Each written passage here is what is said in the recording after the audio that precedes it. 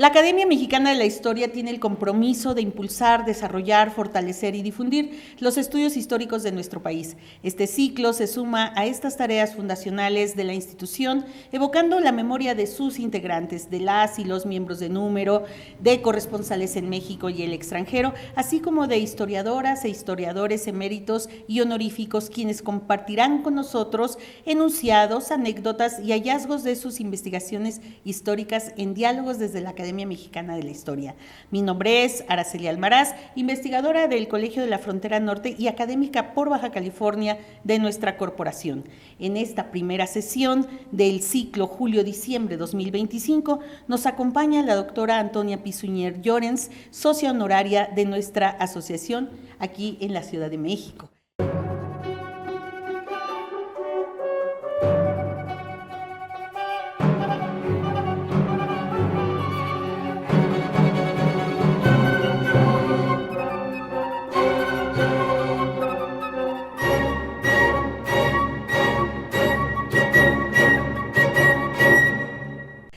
Muchísimas gracias por estar el día de hoy en este recinto de la Academia Mexicana de la Historia, doctora Antonia Pisuñer. Muchísimas gracias por haberme invitado. No, pues es para mí un honor poder platicar esta tarde contigo y pues entrar en esa memoria que nos evocará muchísimo trabajo, una larga trayectoria, pero la verdad es que a mí me gustaría iniciar con dos preguntas. La primera de ellas es, ¿cómo fue tu llegada a México? Y la segunda, que quizá esté relacionada con tu respuesta a esta primera, es cómo surge el interés por estudiar, pues en primer lugar, los procesos de evangelización en Filipinas a través de 3 crónicas agustinas y luego todo lo que se va a convertir en tu preparación profesional como historiadora. Sí.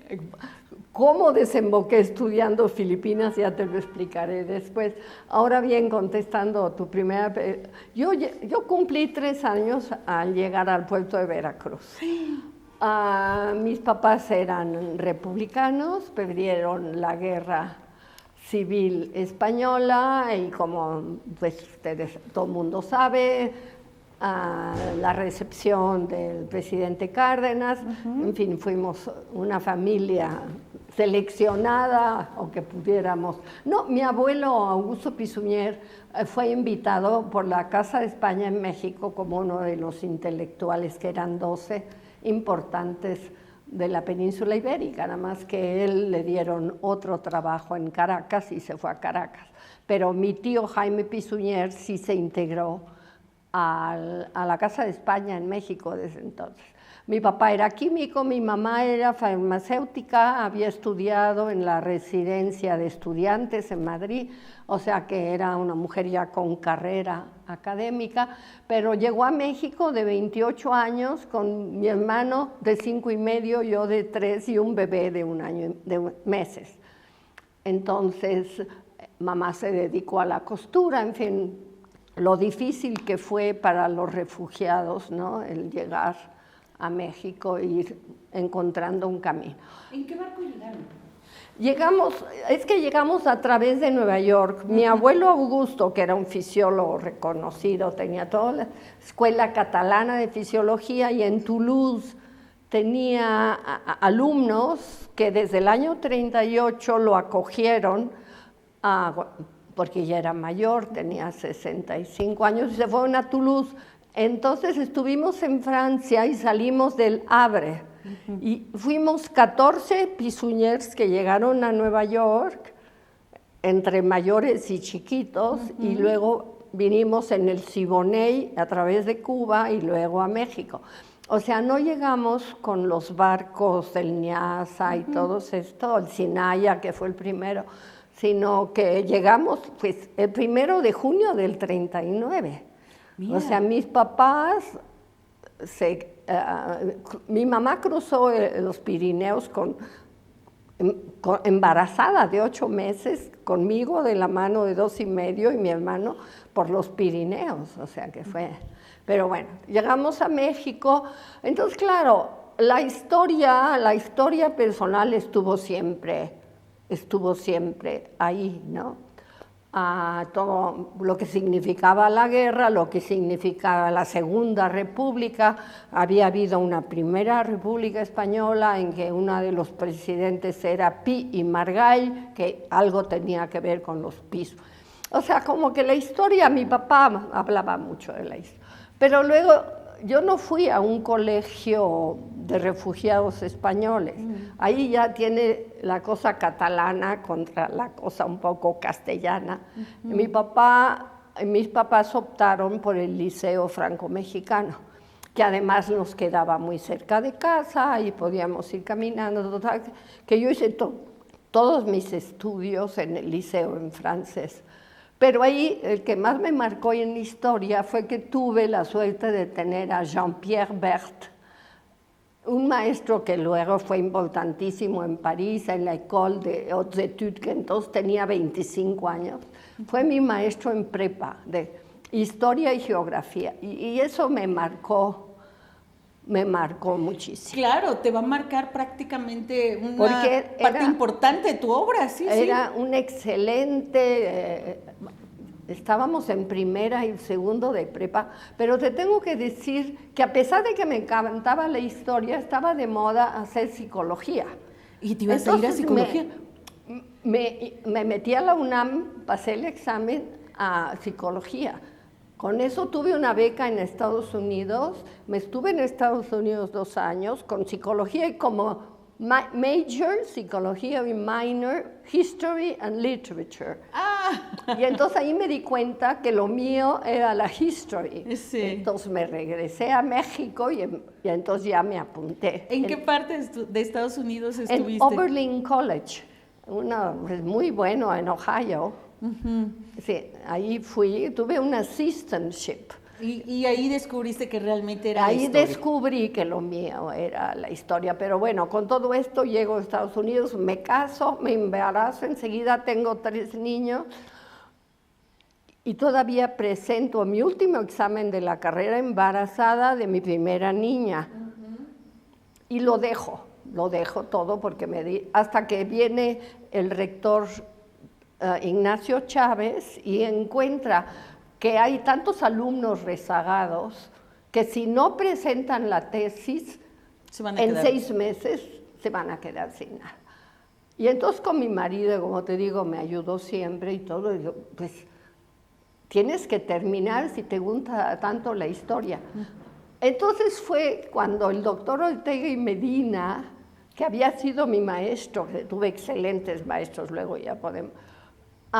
abrió un seminario que se llamaba Filipinas. ¿Por qué Filipinas?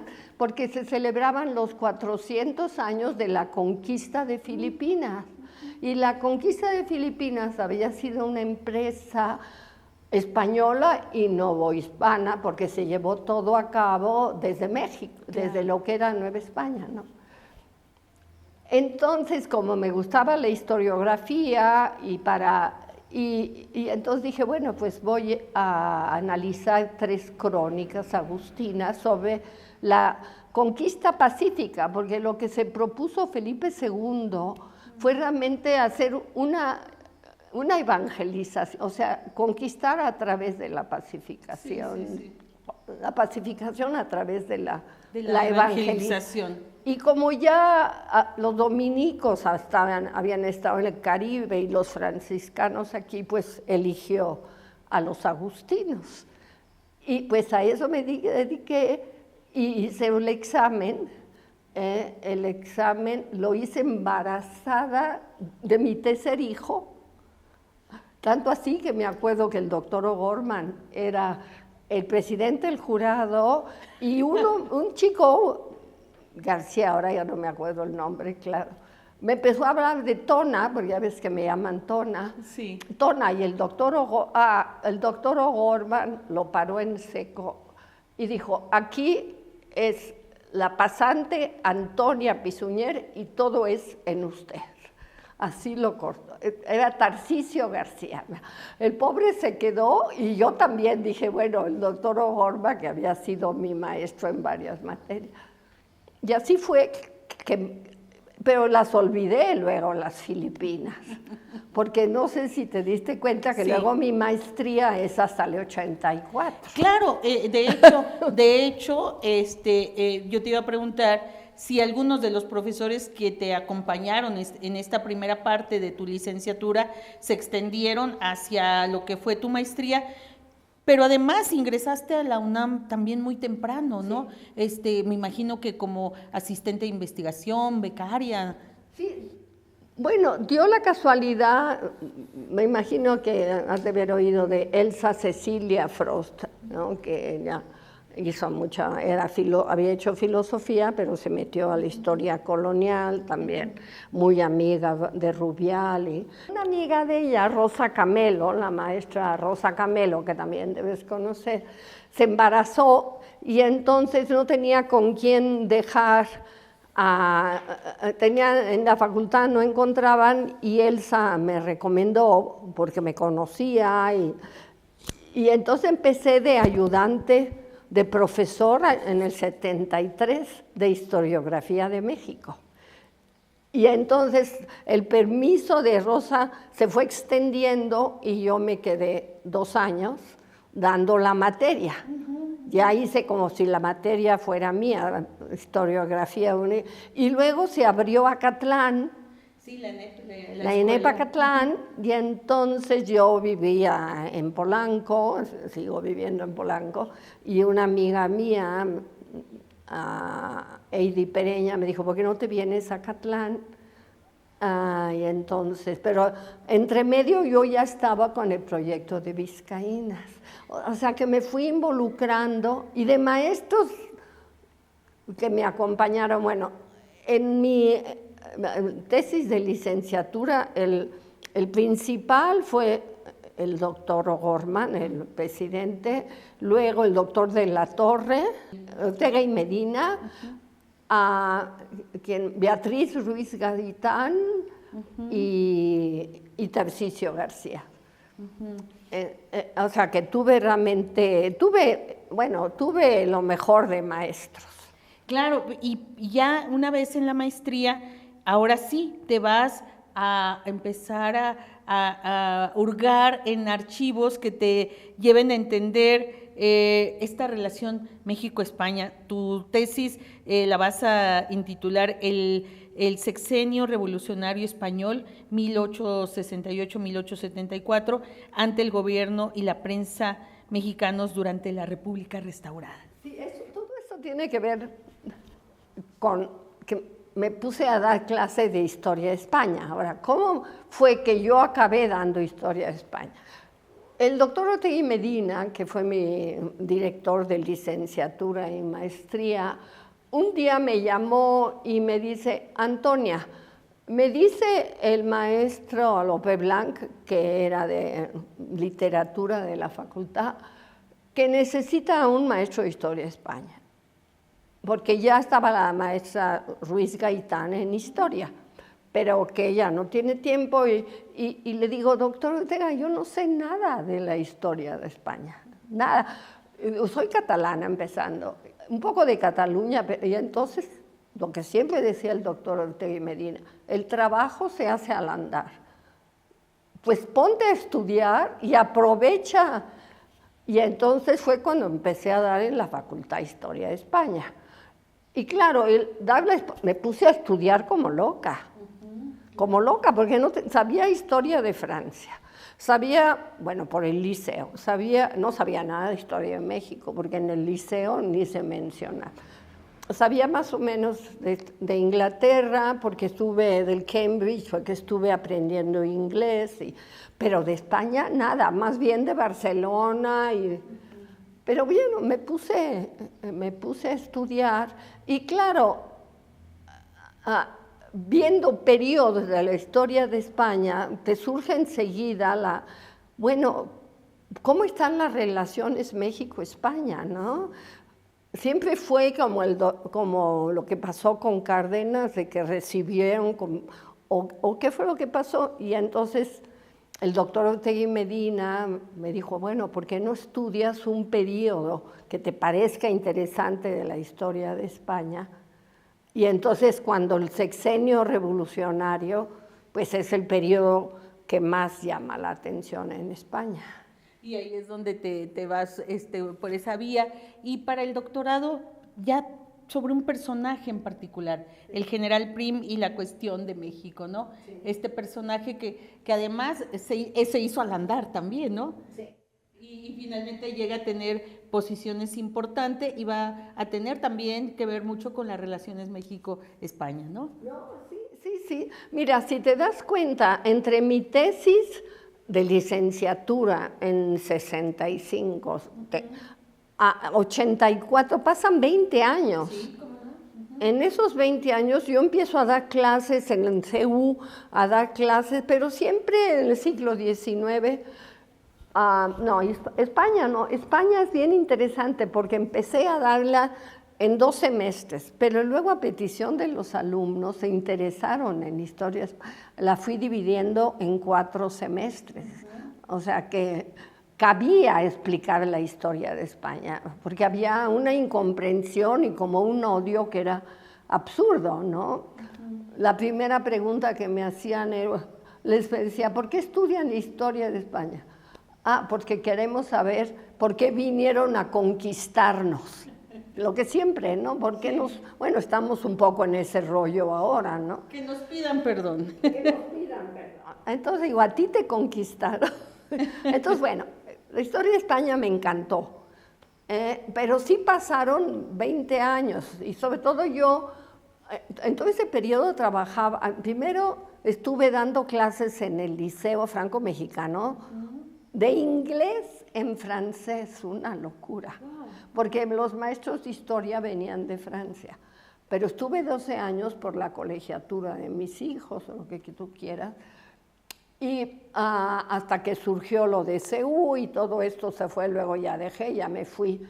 No sé si viste mi currículum, la cantidad de exámenes de oposición. Sí. Yo no sé cómo es ahora, pero entonces para una materia tenías que hacer un examen igual que para medio tiempo, que para tiempo completo, que para definitivo, que para... Yo ahora que revisé, fue una locura de exámenes. Claro, bueno, pero la gran ventaja es que de alguna manera tú ya conocías un poco los interiores de la universidad, ¿no? Sí. Y el ser becaria o asistente de investigación, al final de cuentas, también va forjando esa trayectoria, ¿no? Exacto. No, yo es que ahora digo, pero parece mentira, claro, con una vida tan longeva, pues vas teniendo tantas.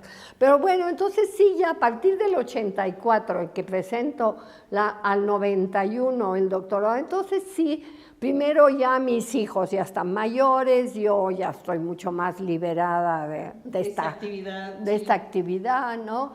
Y entonces sí, cada vez me voy involucrando más en mis propios proyectos, pero proyectos con alumnos. Claro, también, ¿no? Claro, vamos a tocar eso más tarde porque sin duda resalta esta gran labor colectiva con los estudiantes y te preguntaré también al respecto. Pero ahora para cerrar este segmento, en tu tesis doctoral, ¿quiénes acompañaron? ¿Se sumaron nuevos colegas para acompañarte? ¿Qué recuerdas de estos grupos que Te tengo que decir, yo tenía 56 años cuando mi tesis...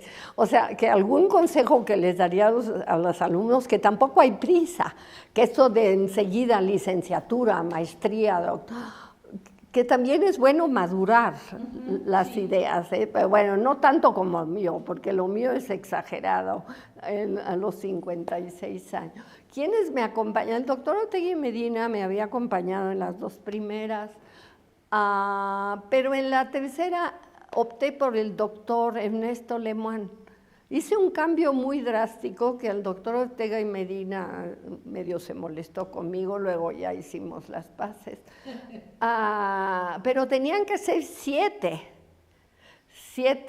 Entonces el doctor Lemoine, él era especialista en el siglo XIX mexicano, tenía una biblioteca maravillosa y sabía mucho de España también. Entonces yo estaba llevando el seminario con él y cambié y le dije al doctor Ortega, fue muy difícil, un momento muy difícil, porque voy a cambiar con el doctor Lemoine, porque como que no le puede decir que él me estaba dando mejor asesoría. El doctor Ortega ya estaba metido en muchos proyectos. Y me fui con el doctor Lemoine, pero a la hora de hacer 7, tuvieron que ser 7 para mi doctorado. Entonces estuvo el maestro Lemoine, el doctor de la Torre, otra vez Carlos Bosch García, el doctor Ortega Medina no quiso ser parte.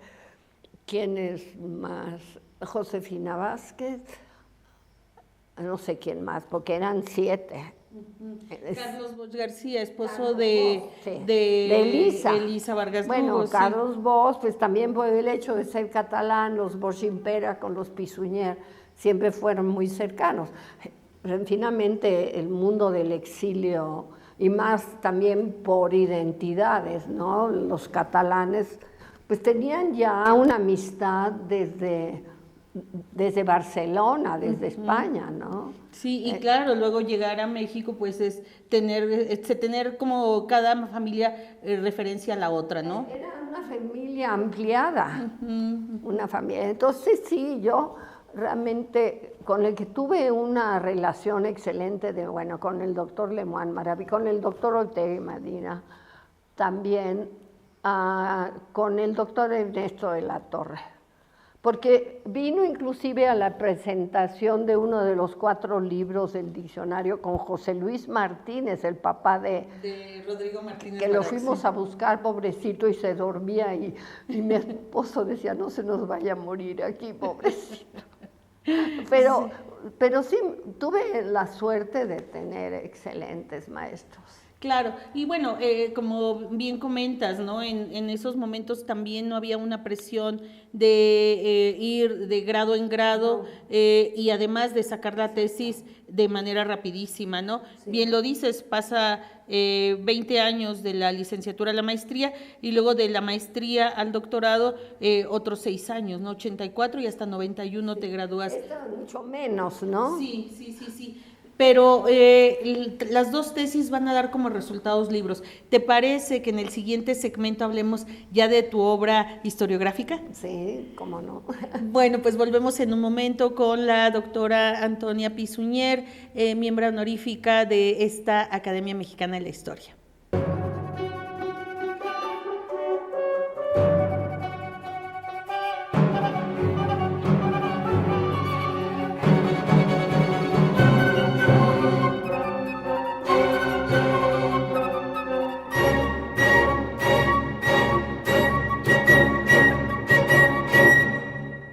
Volvemos con la doctora Antonia Pisunier, socia honorífica de esta Academia Mexicana de la Historia. Y en este segmento, doctora Pisunier, me gustaría tocar los aportes que has realizado a través de tu obra escrita en formato de libros y en realidad, bueno, tu obra es abundante, entonces tocaré los libros de autoría propia y en coautoría y obviamente un aporte muy importante que tiene que ver con el Diccionario Universal de Historia y de Geografía, hasta ahora con 4 volúmenes, porque me parece que es de lo más destacable, pero igual, si hay algo que tú quieras abundar, profundizar, pues siéntete en la libertad de hacerlo.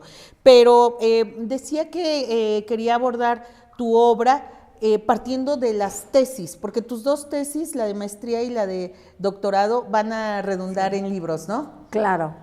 Y ahí vamos a tener México y España durante la República Restaurada, una publicación que es desde 1985, derivada precisamente de tu tesis de maestría. Aquí presentas a Juárez y al general Prim frente al restablecimiento de las relaciones diplomáticas y también empieza este interés por la diplomacia. Cuéntanos un poco al respecto.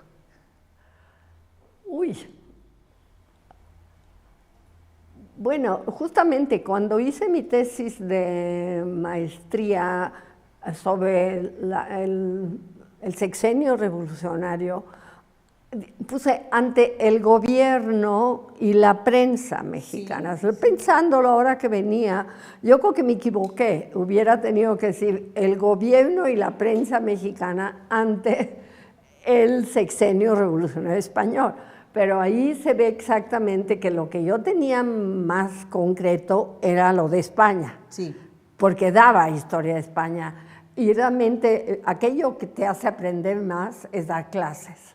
Entonces siempre me llamó la atención del siglo XIX español, en que los momentos liberales de la historia de España eran el bienio, el trienio, siempre tan pequeño, porque siempre la historia de España fue pues mucho más del tipo moderado o conservador, diríamos. Y entonces dentro de todos me llamó mucho la atención el sexenio. El sexenio, que fueron 6 años, y cuya figura principal fue el general Prim. Entonces, el general Prim era catalán, Sí. y en mi casa había varios libros. Mis papás tenían un amigo historiador, José María Miquel i Vergés, que es el que hizo el diccionario de Diccionario de Independientes, que es una obra fabulosa. Entonces yo tenía esta idea de Prim. Entonces dije, bueno, tengo este tema, pero desde luego no lo voy a desarrollar porque vivo en México y los documentos los tengo aquí. Pero en el momento, este sexenio, que es bien importante, empieza con el derrocamiento de la reina Isabel II por un levantamiento del general Prim. Entonces viene, bueno, un constituyente liberal, progresista, luego viene la instauración de la monarquía, no borbónica, sino que hay que buscar uno que no sea Borbón, y entonces se busca Amadeo de Saboya, que es el hijo de Víctor Manuel, el rey de recién hecho la unidad italiana, todo esto. Y bueno, finalmente el asesinato, pero luego la instauración de la primera República Española. Y eso es algo que me llama mucho la atención por ser hija de republicanos, de haber defendido las ideas republicanas. Y luego acaba con otro golpe de Estado y empieza todo un periodo que es muy paralelo al porfiriato de aquí, que se llama la Restauración. Bueno, todo esto es la historia de España que me sé bien, pero entonces me tengo que meter en historia política de México. Sí, sí. Porque yo había hecho historiografía, pero justamente la historiografía, por eso a mis alumnos siempre les decía, tienen que ir a las fuentes primarias. Claro. Historiografía realmente es explicar lo que escribieron en ese momento, lo que vieron, ¿no? Entonces todo esto me llevó realmente a ver quiénes eran las principales figuras, el paralelismo entre la historia de España y la historia de que es tan lógico, finalmente, pues somos producto también de España, ¿no? Sí, y justo incluso ya está avanzado el siglo, los primeros años del siglo XX, cuando pues se están dando también las peleas en 1913, bueno, desde antes en España, eso está reflejándose también acá. Claro, ¿no? Tenemos procesos históricos paralelos, no cabe duda, ¿no? Claro. Toda la Constitución de Cádiz aquí pues tiene también sus consecuencias, pero sus cambios también. Sí.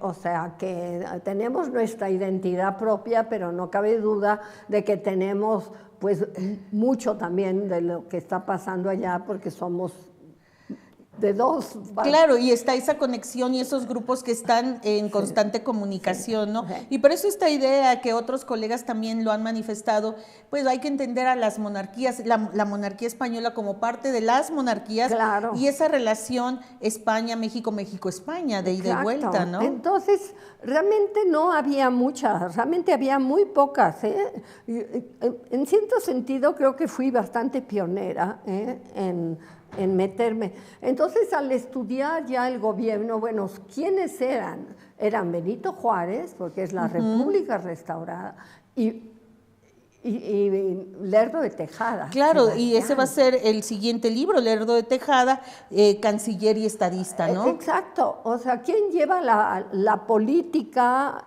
la diplomacia? Lerdo de Tejada, ¿no? Sí. Entonces ahí me doy cuenta porque ahí empiezan otra vez, la amistad con PRIM permite reanudar las relaciones de México-España que habían estado, era un encuentro y desencuentro, pero más bien desencuentros, ¿no? Entonces, como que el núcleo está ahí y después de haber hecho esta tesis, me quedó el gusanito, tengo que saber más del general Prim. Yo lo que Sebastián, Cosío Villegas le llamó, me encanta, el sándwich, el presidente sándwich de México. ¿Por qué sándwich? Porque venía entre Benito Juárez y Porfirio Díaz. Y entonces se quedó prensado cuando es una personalidad importante, opacada por su hermano Miguel, con el que se llevaba 13 años, entonces Miguel era mucho más liberal y radical, pro norteamericano prácticamente, ¿no? Y en cambio Lerdo, que fue rector de San Ildefonso y todo. Sí. Y bueno, fue ministro de Relaciones Exteriores. Y fue ministro de Relaciones Exteriores, ¿no? Entonces él fue el que llevó, eso sí no me lo inventé yo, eso fue, no lo encontré yo, eso fue Cosío Villegas. Lo que sí yo encontré en los archivos, la carta porque Prim es el que me escribe a México después de toda la intervención, le escribe a Benito Juárez que quisiera reanudar las relaciones con México, porque entre tanto se ha sublevado Cuba. La primera guerra de independencia cubana, pues fue el cáncer de la Revolución de Septiembre, así la llaman en España. Este sexenio es la Revolución de Septiembre del 68. Y entonces por eso Prim, que es el jefe de gobierno, se propone reanudar la relación porque desde México, claro, los cubanos muy cercanos, por el mismo yerno del presidente Juárez, ya olvidé cómo se llama, Cecilia, ahorita, Santa Cilia, están ayudando, ¿no? Entonces, Prim, no, tenemos que relacionarnos. Pero entonces le manda la carta a Juárez y el que la escribe de contestación es Lerdo, con la firma de Juárez. Eso sí lo encontré yo. Hurgando y hurgando me encontré. Entonces ya la figura de Lerdo como diplomático y luego como presidente sí. Me llevó a ahondar. Sí, y de aquí sigues al libro que ya le dedicas totalmente al general Prim y la cuestión de México. Primero salió en Relaciones y la UNAM. Claro, sí, y le dedicas ya todo pues se puede decir una biografía ya totalmente al general Prim, que bueno, dicho sea de paso, se hace en el andar, ¿no? Él no tenía esta ascendencia en lo militar y él va siguiendo a su padre y ahí se hace también militar, ¿no? Sí, se hace. Ese libro me encanta y tuvo mucho éxito y también está totalmente agotado, pero ya en Relaciones ya no hubo nunca dinero para... Ese libro me encanta. ¿Por qué se publicó en catalán? Bueno, por el 92, los 400 años. Mira. Y me lo tradujeron al catalán, porque el original de hecho es mi tesis, ¿no? Sí, claro. Mi tesis de doctorado. Y también es mío el haber perseguido qué era esto de la cuestión de México. Y eso ya en mi primera etapa de la República restaurada y todo, lo había yo notado, pero no le daba mucha importancia. Pero entonces tuve que rastrear ¿Qué era esa Cuestión de Y esa México. era la cuestión de la deuda. Que eso va a derivar en el Exacto. siguiente libro, La deuda española en México, diplomacia y política en torno a un problema financiero, 1821-1890. Es una locura, ¿no? Porque Sí. no, pero es interesante ver cómo una cosa Te lleva a otra. te lleva a otra y a otra. Sí, sí. Es como ir abriendo una ventanita y esa ventanita te lleva a otra ventanita que se hace más grande aún, ¿no? O sea, yo nunca pensé que podría hacer este libro del Colmex, nunca. Si no llegase la gente que Clara Lida. Yo asistí al seminario México-España. Clara Lida nunca fue mi maestra, tiene mi edad más o menos, y ella siempre estuvo en el Colmex, pero la primera vez que yo fui a un seminario de Historia de España del siglo XIX fue como oyente a uno de Clara Lida y me quedé impactada con el curso. Hicimos muy buena amistad.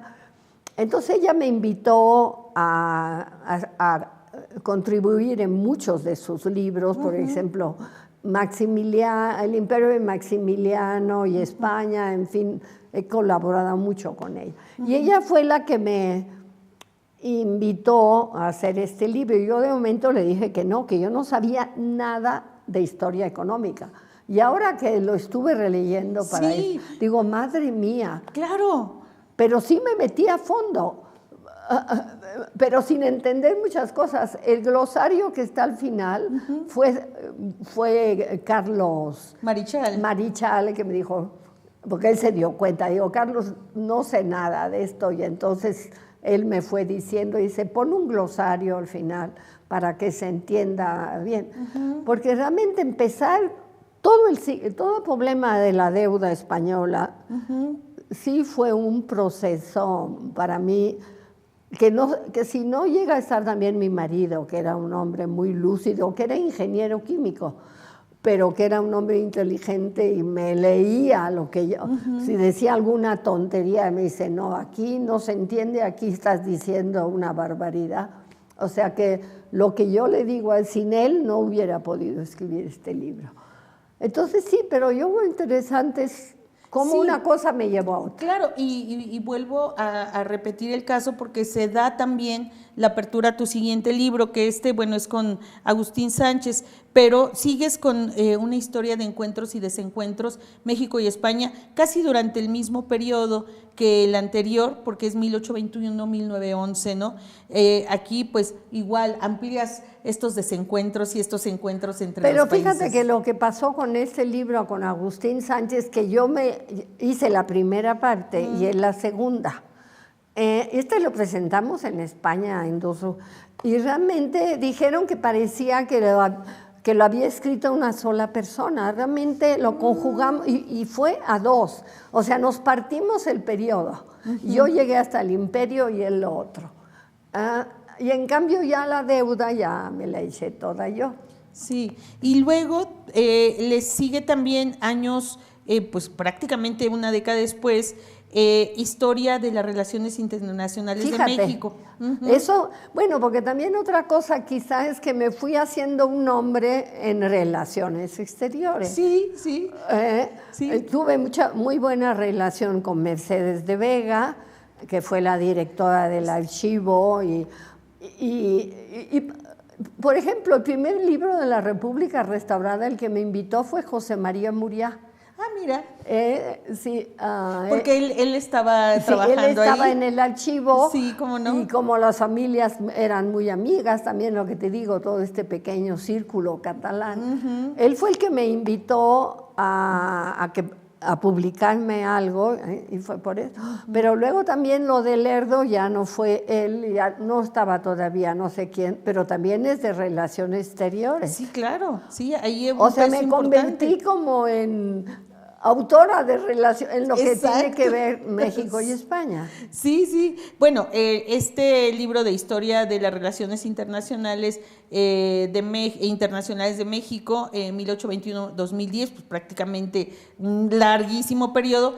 Ahí compartes la autoría con Pablo Riguzi y Lorena Ruano, ¿no? Ese libro fue maravilloso porque hicimos una amistad además. Hicimos como un seminario mensual de diferente edad, de diferentes disciplinas. Riguzzi, bueno, una excelente historiadora económica, Lorena, relaciones internacionales, yo, México y España, política interior de México, lo que fue. Entonces fue Marcela, ahí fue Mercedes la que nos hizo el equipo. Y yo de momento dije, yo no, si son chicos muy preparados, yo ya estoy... Y dice, no, y bueno, nos avenimos, que somos íntimos, trabajamos, pero también yo hice el primer periodo, luego Riguzzi y luego Lorena, el siglo XX, Riguzzi entre... Entonces, sí, también es la idea esa de como luego saber colaborar, ¿no? Claro, sí, porque a veces la actividad del historiador suele ser a veces un poco solitaria, ¿no? Exacto. Sí. Entonces, intercambiar y que te digan, tienes que estar dispuesta. Riguzzi es muy riguroso. Trabajar con Riguzzi, yo ya lo conocía y me daba mucho miedo, pero lo que aprendí de Riguzzi, esto no está bien, hay que revisarlo, esto y esto y esto, un poco como era mi marido, pero con conocimiento él de historia. Entonces sí siento que el trabajo, lo que enriquece el no estar sola, sino compartir, ¿no? Claro, ir intercambiando opiniones, visiones, y se hace de pronto mucho más rica la aportación, ¿no? Y luego también revisamos mucho, que parecía que era un solo autor, nos revisamos mucho para que fluyera, ¿no? Sí, sí. Le dimos siempre mucha importancia a cómo se presentaba para la lectura fácil. Sí, y bueno, ya más recientemente de tus libros de autoría, pues está algo que te publica esta Academia Mexicana de la Historia, que lleva por título El Proyecto Liberal e Identidad Nacional, ¿no? La República Restaurada. Sí, este es pequeñito, sí, pero es para la SEP y me dio gusto y volver a lo que eso fue Lisa Speckman, muy linda. Para esta colección de miradas. Para esta colección, y porque trabajamos juntas en un proyecto justamente de Historia de México, de Josefina Vázquez y Javier García Diego, y trabajamos en este volumen. Y ahí fue donde, Elisa había dirigido tesis y me invitaba. Ahí todos los que estábamos en la UNAM en el siglo XIX, pues asistíamos a los exámenes. Si viste mi currículum, la cantidad de exámenes. Sí, el leer ajeno, como decía Matute, fue uno de lo que hacíamos como maestras, ¿no? Claro, pero ese leer ajeno también te permite pues también reflexionar sobre lo que tú estás haciendo, si están citando cierta bibliografía, es decir, te abre también un mundo. Pero fíjate, a mí me gustaría terminar este segmento de estos aportes a la historiografía con algo que desde mi punto de vista creo que es algo muy importante para las generaciones que han podido consultar, y que es el Diccionario Universal de la Historia y de Geografía, hasta ahora con 4 volúmenes, pero que creo que inicia con el catálogo de artículos sobre México en el Diccionario Universal de Historia y Geografía. Y entonces, es ese tan bonito. Claro, sí, y que también está agotado. Están agotados. Cuéntanos, porque esta es una historia de, pues, también varios años de dedicación, pero ¿cómo surge la idea? ¿Por qué del catálogo se va al primero, segundo, tercero y cuarto volumen? ¿Qué hace especial? Sí, bueno, eso fue el primer proyecto que hice y coordiné así grande fue de historiografía de México. Eso fue por invitación del doctor Ortega y Medina. Pero ahí fue con colegas, básicamente, mientras que ya fue con alumnos. Entonces, de historiografía de México, que son 5 volúmenes, nunca salió el quinto, que era el México a través de los siglos. Era el gran proyecto del doctor Ortega y Medina. Yo sí, como te digo siempre, estuve muy cercana, tuvimos un momento de fricción, pero bien, la amistad y la querencia estaba por encima y me invitó a coordinar que tuve que, me dijo, tú busca las fechas y lo que fuera. Entonces, bueno, está Josefina Magreo colaboró, Nicole Giron colaboró ahí, o sea, es un libro ya colectivo. Pero luego la universidad, para que los alumnos se involucraran más en las investigaciones de los maestros, la DEGAPA daba dinero para tener... Yo para entonces en la facultad, ya estaba en la facultad de Acatlán, me fui a la... Cuando el doctor Ortegui Medina murió, a mí me dieron la cátedra del doctor Ortegui Medina. De seminario de historia, fui su heredera y siempre di seminario. Entonces en el seminario se me ocurrió organizar una investigación en torno a esta maravillosa obra que es el Diccionario Universal, que son 5 volúmenes a gran formato. Y yo lo había visto como maestra, lo había referido, y me daba cuenta de la riqueza que tenía, pero lo difícil que era la consulta. Claro, sí, sí.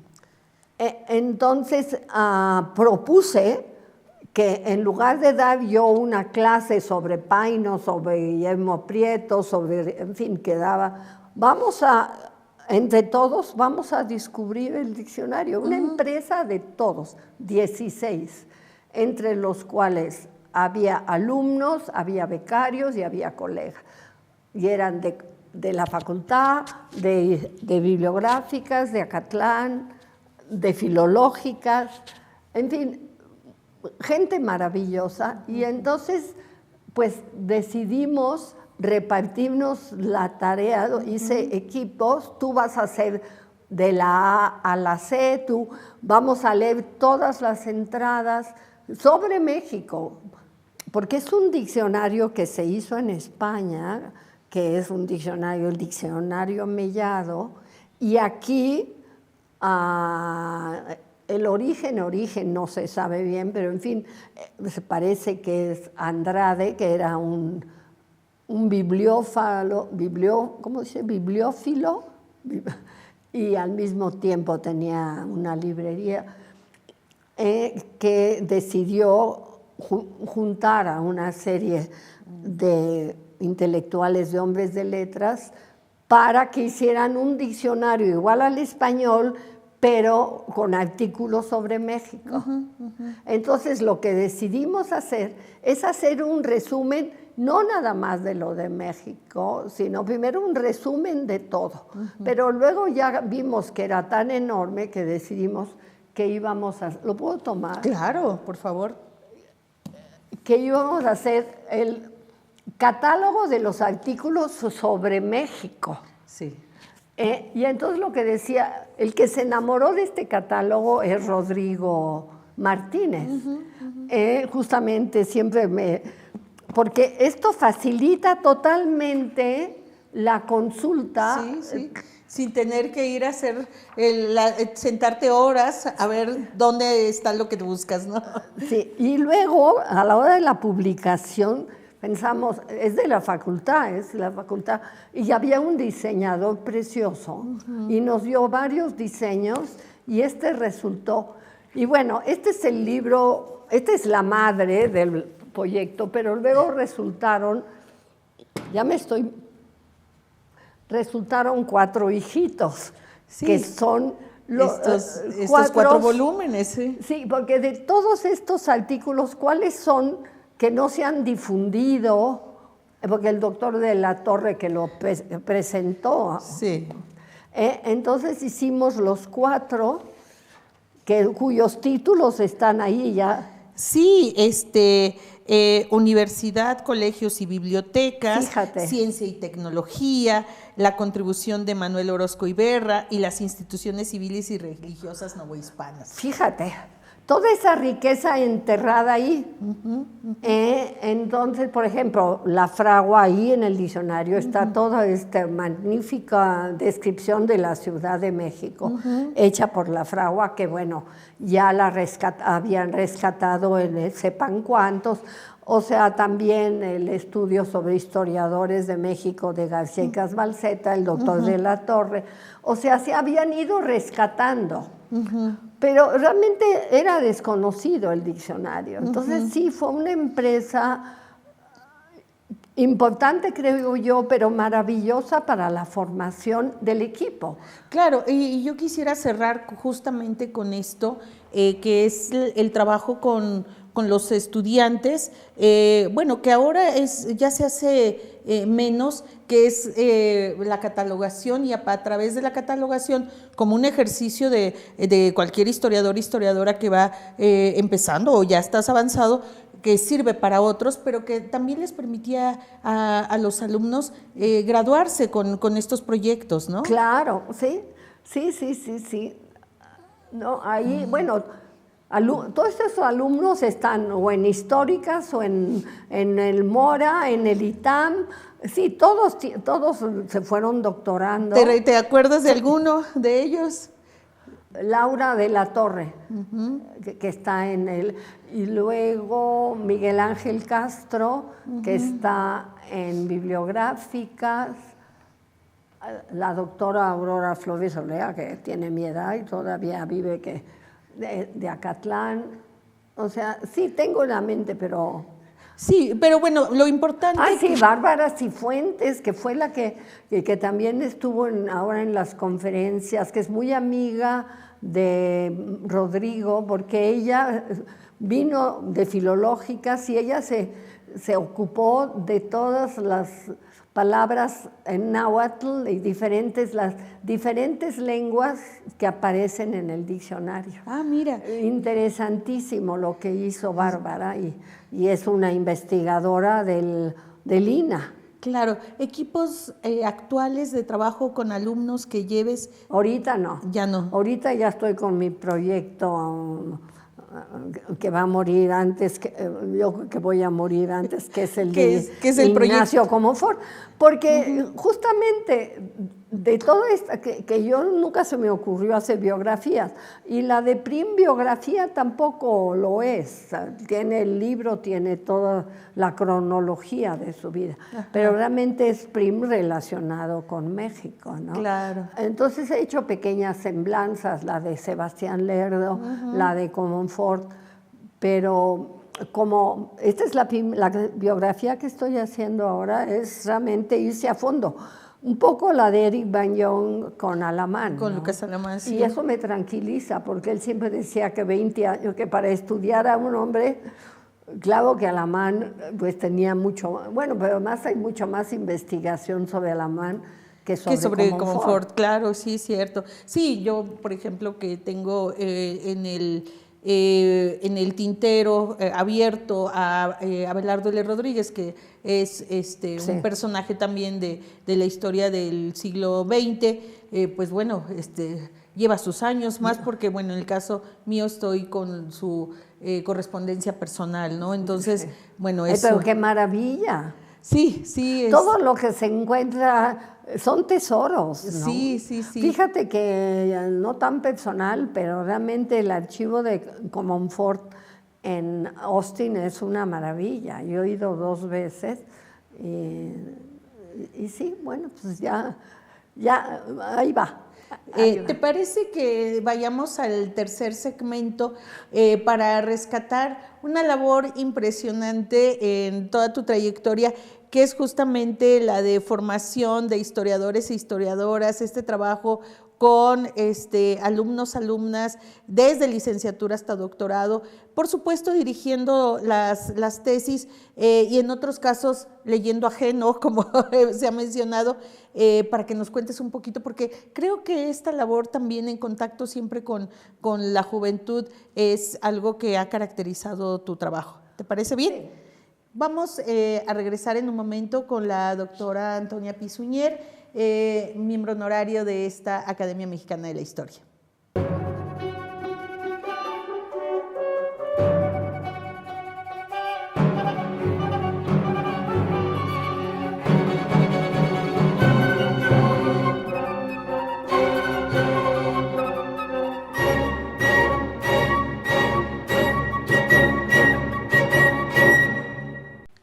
Estamos de regreso en este diálogo maravilloso con la doctora Antonia Pisuñer, quien pues nos ha hablado de su llegada a México, pues prácticamente mexicana, porque pues, llegó a los 3 años y todo este trayecto familiar y luego profesional que le ha llevado pues a ser parte de ya un legado en términos de su obra historiográfica para México. En realidad, el tener a la vista aquí parte de sus libros nos merece un respeto profundo para todo lo que has hecho, todos los archivos, catálogos y sobre todo este trabajo con estudiantes, Antonia, que has llevado a cabo, pero que también desde muy temprano, como tú nos los has contado, te involucraste con la docencia y la formación de estudiantes, ¿no? Y esa parte que te enriquece tanto en el aula, fuera del aula, ida y vuelta. Y aquí, pues obviamente tus seminarios, tus materias de historia de España 1 y 2, España contemporánea, siglo XIX, siglo XX, España, historia de España moderna, historia de España antigua y medieval, todo un trabajo de ya muchas décadas. No, sí. Bueno, primero quiero aclarar que soy española de nacimiento, pero que soy mexicana, de nacionalidad mexicana. Mi papá tan pronto llegó, se nacionalizó mexicano. O sea que a mí cuando me preguntan, yo soy mexicana. Es evidente que tengo raíces catalanas, porque además el catalán en mi casa, la identidad catalana nunca la perdimos. Yo me casé también con un hijo del exilio español, catalán suizo, pero el idioma de casa era el catalán, pero mis hijos hablan el catalán, pero todos integrados a México. Mis hijos fueron a la UNAM, en fin, todo, o sea que soy mexicana, pero sí tengo esta identidad catalana en la cual pues forma parte de mi vida. En cuanto a lo de la docencia, pues es que empecé desde pequeñita a dar clase, desde pequeñita, y de recién nacida a mi hija mayor, empecé a ir a dar clases a vizcaínas y me la llevaba ella y la dejaba en el kinder de vizcaínas, que de ahí vino luego el proyecto. O sea, todo como que se va dando. ¿Quién me había dicho que yo iba a escribir? Pero me conocieron ahí. O sea, en vizcaínas di clases en secundaria y luego la señora Mercedes Pereña, que fue una directora fabulosa también de vizcaínas, añadió la prepa. Entonces ahí es cuando empecé ya a dar clases. Ahí sí daba pura historia. Claro, y de ahí surge este trabajo. Y luego de ahí surgió pero luego ya me fui, mis hijos entraron al liceo, era un colegio caro y los que dábamos clases ahí no pagábamos, cosa que ya no existe. Y entonces yo quería ser maestra de historia en el liceo, pero me dijeron que no, que los maestros venían de Francia, que si yo hablaba el inglés. Le dije, pues sí hablo el inglés. Bueno, puede usted ser maestra de inglés. Y me eché 12 años dando clase de inglés en francés. Una locura. Claro. Pero ahí fue cuando me di cuenta, porque vinieron a inspeccionar, inspectores de París. Y me dijeron, ¿tiene usted la vocación de maestra? Y efectivamente, me encantaba dar clase.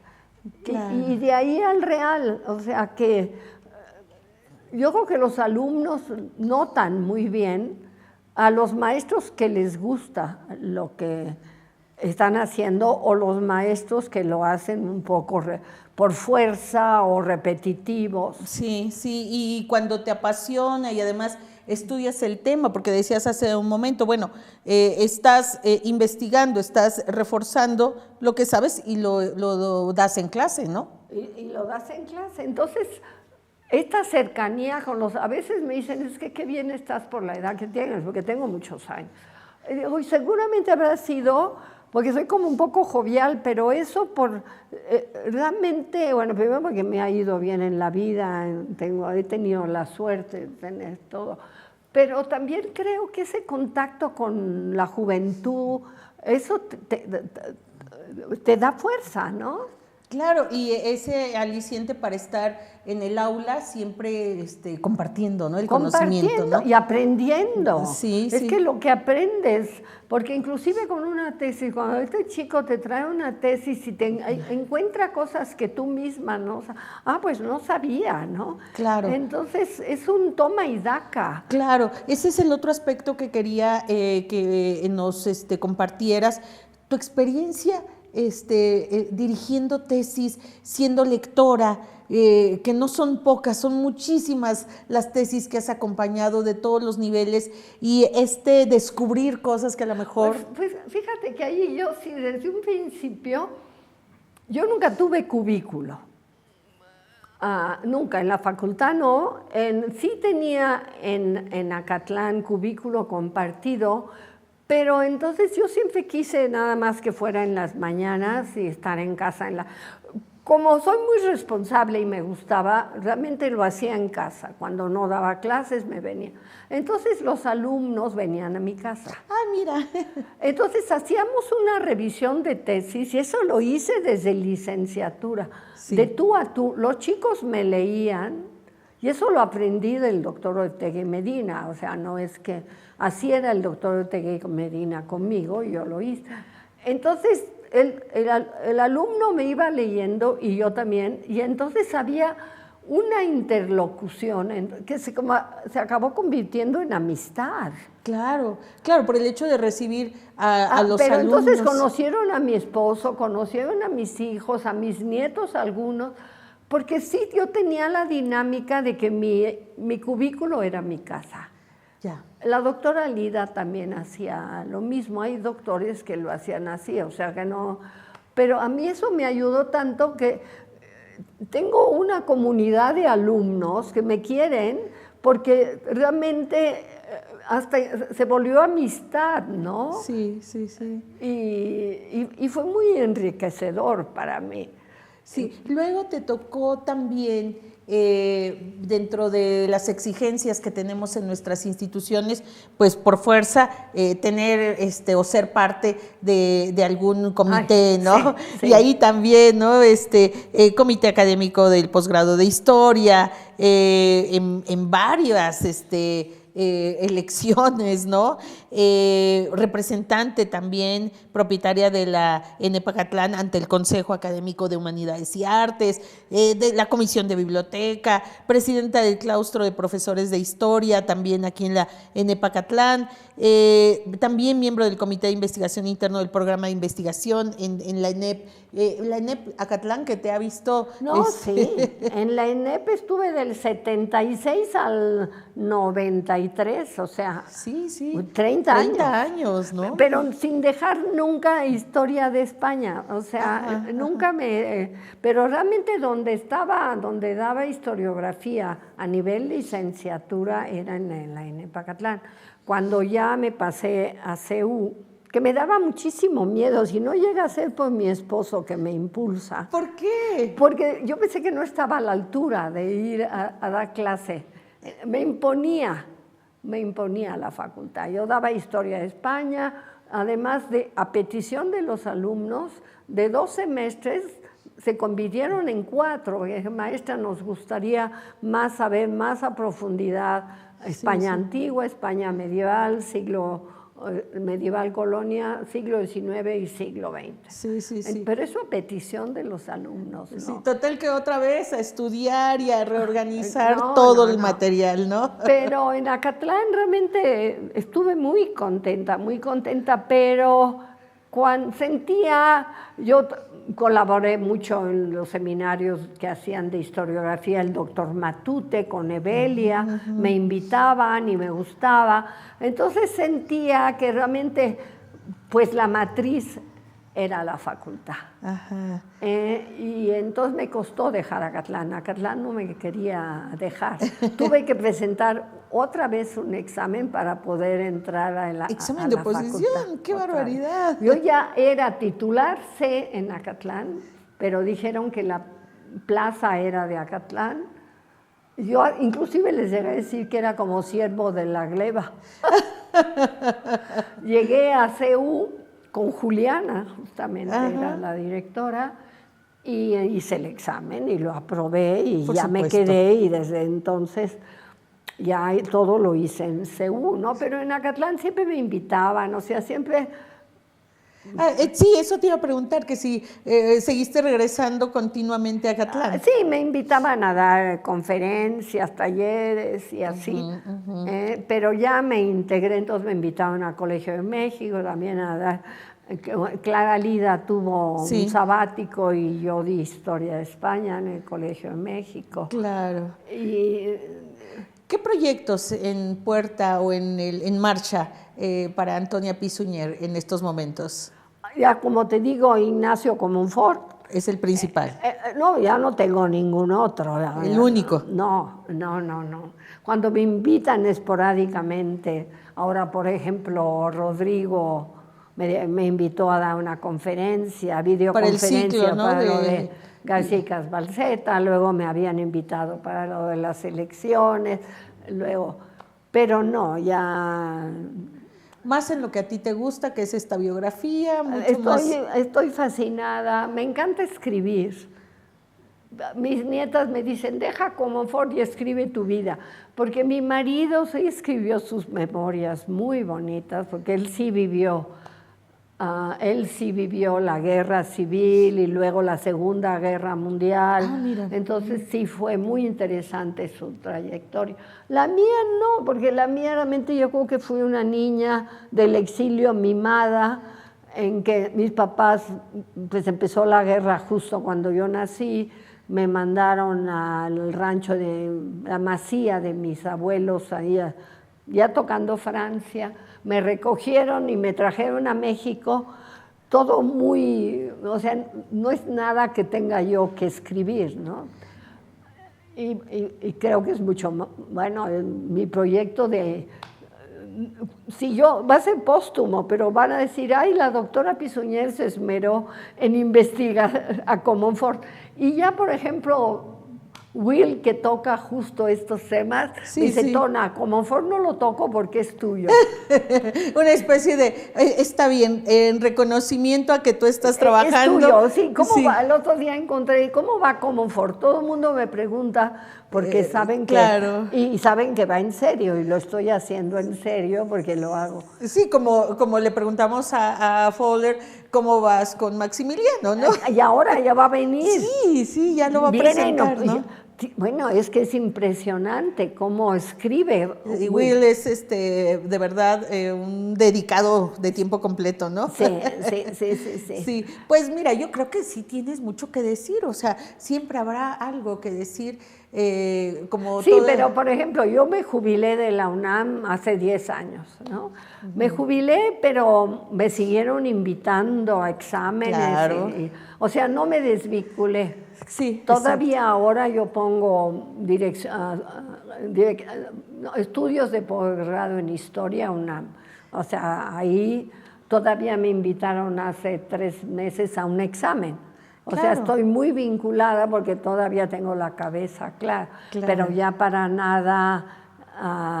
Bueno, todavía una alumna que dijo, maestra, usted me dijo que iba a estar en mi examen también de Relaciones México-España. Le dije, sí, si estoy bien, iré, ¿no? Ajá, sí. No, bueno, pero es realmente toda una vida dedicada en estas grandes fases que fuiste acuñando, década tras década, ¿no? Con esos espacios, pero que te permitieron hilar un momento tras otro, y que de verdad yo al revisar tus escritos, vas realmente hilando una cosa tras otra, y como decíamos hace un momento, abriendo una ventana, y que abre otra, y que abre otra, ¿no? Sí, no, y para los alumnos, o sea, porque claro, nada está ya todo dicho, sino que hay muchos elementos para seguir, ¿no? Sí, y yo quisiera justo terminar con este mensaje para ellos y ellas, estas historiadoras, historiadores que están en esa fase de despegue siendo estudiantes de licenciatura, o los que ya van más perfilados al ámbito de la investigación, tanto en maestría y doctorado. ¿qué recomendaciones les haría Antonia Pi-Suñer para indagar sobre diplomacia, relaciones México-España en sus distintos periodos? ¿Qué archivos fueron los que te causaron a ti mayor alegría por la riqueza de los documentos? ¿Qué les dirías a esos historiadores e historiadoras que están trabajando estos temas? Uy, ¿qué les dirías? En cuanto a archivos, a mí los archivos que básicamente más me sirvieron, desde luego para la historia de México-España, pues el archivo de Relaciones Exteriores aquí y el de Gobernación, porque finalmente estaban juntadas hasta que las separaron, ¿no? El AGN, claro, y luego el archivo de España, el archivo del Ministerio de Estado de España, eso en cuanto a archivos.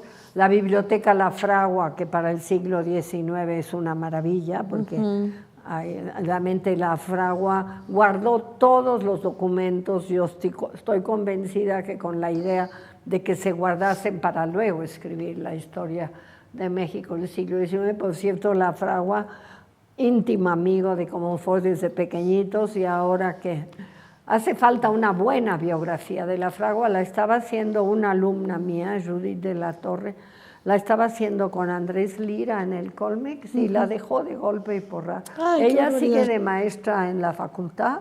Yo la formé, hizo la tesis de licenciatura que tuvo todos los premios sobre Zamacois, porque eso me lleva también a mis alumnos recomendables que hay que ir a las, no nada más fuentes de archivo, a las fuentes escritas primarias.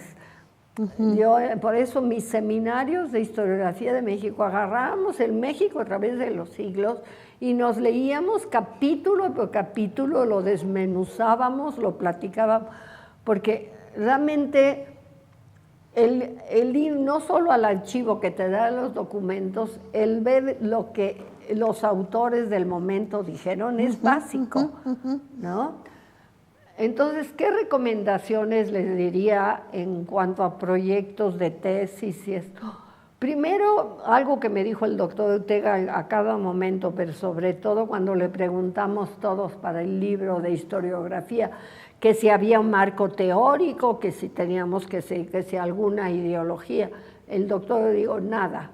Ustedes, el trabajo se hace al andar. Ustedes empiecen a investigar y verán cómo se va armando sin tener un marco teórico, porque entonces esto les va a dar una estrechez. Entonces, lo primero que les diría a mis alumnos, que efectivamente, que tengan un tema, que vayan a investigar, pero que si los documentos les dicen otra cosa, que estén dispuestos a cambiar su proyecto, ¿no? Porque hay muchos que, como ya dijeron, que esto, y es como una camisa de fuerza, luego que hay que hacer mucho labor de archivo, pero que luego uno se enamora de la cantidad de documentos y lo difícil que es ir descartando lo que realmente te sirve. Claro, porque te enamoras completo y entonces no quieres dejar nada, ¿no? Entonces se vuelve de una erudición espantosa. Entonces luego viene la estructura del texto. Sí. La estructura del texto, hacerlo en capítulos que sean bastante homogéneos, o sea, que no seas un capítulo larguísimo y luego que tengan como un sentido cada. Y luego algo que les digo siempre, y por eso quizá el tenerlos en casa y ayudarles a la importancia de la redacción. Un libro de historia tiene que fluir como la literatura, porque finalmente la historia es ciencia, porque tiene que tener una base científica, pero al mismo tiempo es un arte. Y entonces yo misma reviso y reescribo hasta que me quede un texto bien escrito. Y eso es lo que siempre les recomendé a mis alumnos, y lo han hecho, lo han logrado. Claro, y por eso el ejercicio de leer en voz alta de tú a tú, ¿no? A ver, sí. Era buenísimo. A ver, ¿y por qué dices esto? ¿Y cómo te suena? ¿Y cómo? Explícamelo y reescribámoslo.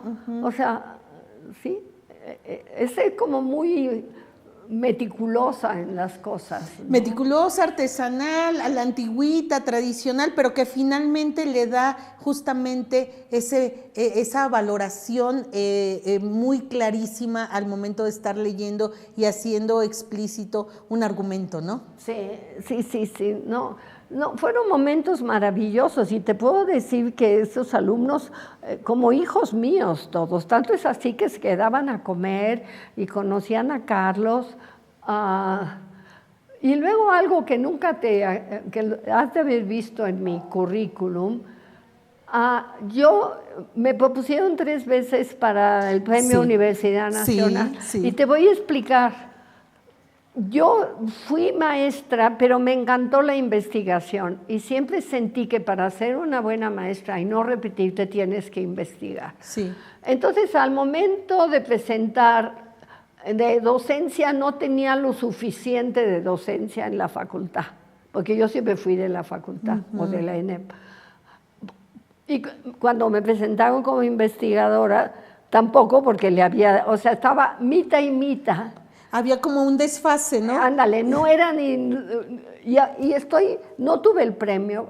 Qué bueno que el último, mi marido, pobre, se murió antes, porque él que vio todo lo que me dediqué a la universidad, ya el segundo consideró que realmente que yo merecía el premio. Y el tercero me dijeron que no al mes de que había muerto. Y yo digo, menos mal que Carlos ya murió, porque hubiera tenido el disgusto de su vida, porque él me decía, pero si le has dedicado a la UNAM toda tu vida. Toda, pero nunca me lo dieron. Entonces, como viste no es que me queje, es explicar por qué 3 veces, y ya las últimas yo ya no quería, y fue Gloria Villegas la que me dijo, y me mandó su secretaria, porque me dijo, mira, todo lo que tengo que juntar ya, no, sí, porque tú eres nuestro gallo. Pues no. Pero bueno, es igual, la satisfacción la tengo. Claro, pues justo ahorita pasaremos a hablar de las satisfacciones, porque no te dieron ese premio, pero tienes otros reconocimientos. ¿Te parece que hablemos de ello en un momento? Sí. Vamos a regresar en un momento con la doctora Antonia Pisuñer. Estamos prácticamente ya en el final de este diálogo fascinante, como todos los diálogos con quienes integramos esta Academia Mexicana de la Historia. Regresamos en un momento.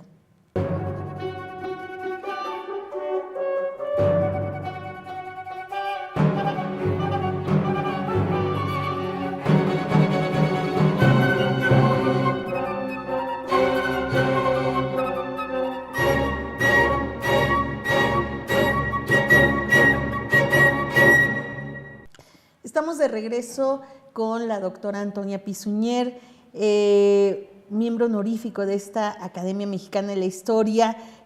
Ha sido un recorrido con una intensidad diversa por todos tus andares, todas las pausas que nos has contado, pero sobre todo toda la participación y dedicación a la máxima casa de estudios, a la UNAM. Sí.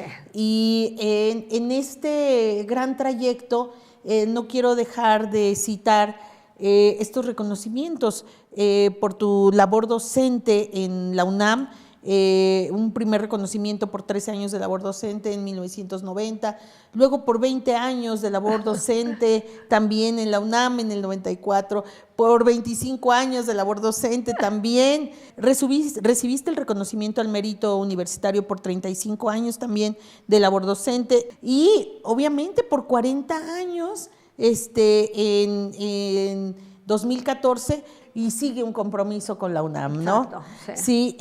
También tuviste a cargo la cátedra extraordinaria Ángel María Garibay en la ENEP-Acatlán, ingresaste al Sistema Nacional de Investigadores y ahora Investigadoras en 95, pero lograste llegar al nivel 3, que tampoco es fácil, no. En nuestro campo es difícil.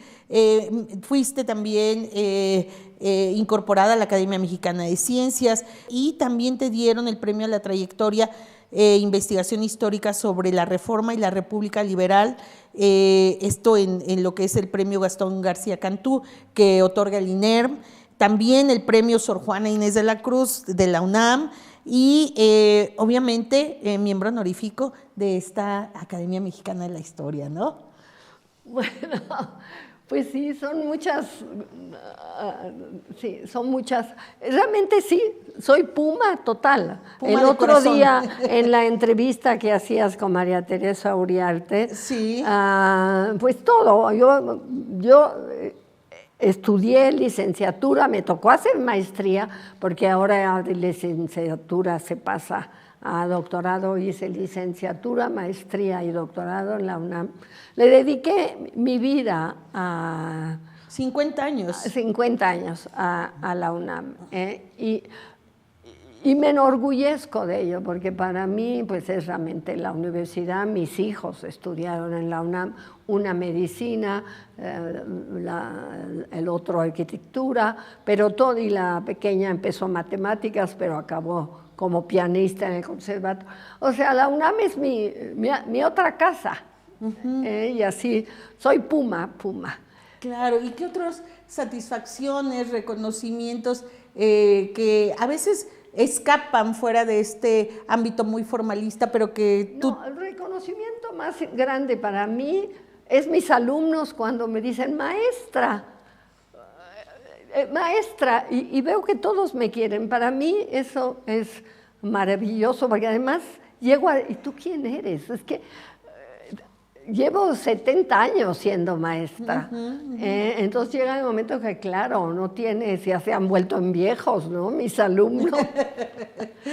Entonces esa satisfacción, y otra que te decía, la satisfacción de haber logrado una carrera y de una familia muy bonita también. Para mí es una satisfacción muy grande. Claro, porque muchas veces ese equilibrio para las mujeres suele ser difícil, complicado, ¿no? Sí, suele ser, y también depende de qué tan bien te va en el matrimonio. Yo tuve un marido muy abierto, muy liberal, que entendió que yo tenía mi carrera y que más bien me impulsó, ¿no? Que me dio seguridad, porque como te he dicho, sí, mucha inseguridad en mí, pero en fin, acabo la vida muy satisfecha. No, pues eso es lo más importante y la verdad es que justo hacer este reconocimiento de las trayectorias de los miembros de esta Academia Mexicana de la Historia a través de esta memoria visual, creo que nos permite entender el lado humano de las y los colegas, el lado rígido a veces que se impone desde nuestras instituciones, pero también ese gran amor por lo que hacemos, por difundir, por compartir, ¿no? Sí, no, yo adoro todo lo que he hecho, o sea, volvería a empezar, significó mucho trabajo, pero de largo alcance, pero sobre todo ver cómo una cosa me llevaba a la otra, a la otra, a la otra. Claro, y finalmente culminar con esto de la academia, que como te decía, nunca me lo esperé. Bueno, pues es la satisfacción mayor, encontrarme entre todos ustedes, miembros numerarios, nunca me lo esperé, nunca, fue una sorpresa total. No, pues qué bueno y qué bueno que sea también parte de esa satisfacción después de esos itinerarios, de esos pisuñers que llegaron, como bien señalaste, y estar aquí en una institución centenaria como esta, ¿no? Como esta, sí, no, es realmente una satisfacción y un orgullo finalmente, ¿no? Pues y un agradecimiento a la vida y a todo lo que he podido lograr, es gracias a la gente que me ha acompañado a lo largo de la vida. Pues te agradecemos mucho, querida doctora Antonia Pisuñer, por haber estado esta tarde con nosotros aquí en la Academia Mexicana de la Historia. Muchísimas gracias, yo feliz y otra vez gracias, y eres un encanto, Araceli. No, gracias a ti y pues gracias a ustedes por acompañarnos el día de hoy. Espero que hayan disfrutado tanto como yo el haber dialogado con una persona maravillosa como es la doctora Antonia Tona Pisuñer. Buenas tardes.